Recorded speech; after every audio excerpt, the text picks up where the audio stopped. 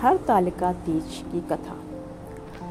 हरतालिका तीज की कथा के अनुसार माता पार्वती ने भगवान शिव के लिए कठोर तपस्या की। दरअसल माँ पार्वती का बचपन से ही भगवान शिव को लेकर अटूट प्रेम था।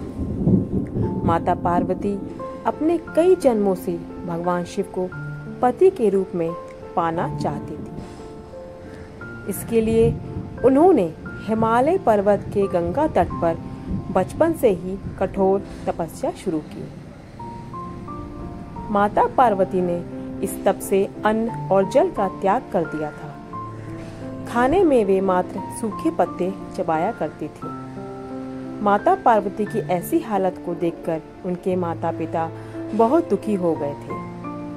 एक दिन देव ऋषि नारद भगवान विष्णु की तरफ से पार्वती जी के विवाह के लिए प्रस्ताव लेकर उनके पिता के पास गए।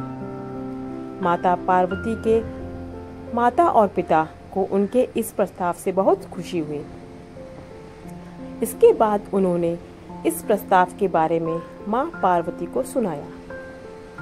माता पार्वती इस समाचार को पाकर बहुत दुखी हुई, क्योंकि वो अपने मन में भगवान शिव को अपना पति मान चुकी थी।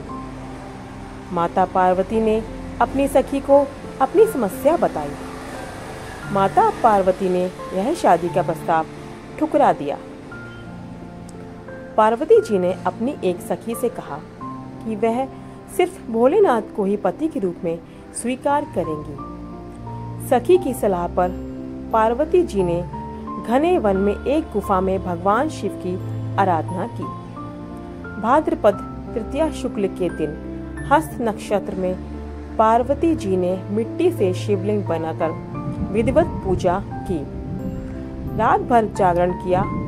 पार्वती जी के तप से खुश होकर भगवान शिव ने माता पार्वती को पत्नी के रूप में स्वीकार कर लिया।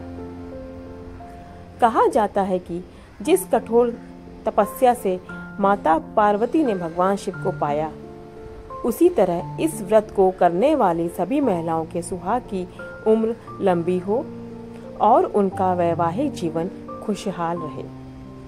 माना जाता है कि जो इस व्रत को पूरे विधि विधान और श्रद्धा पूर्वक व्रत करती है, उन्हें इच्छा अनुसार वर की प्राप्ति होती है।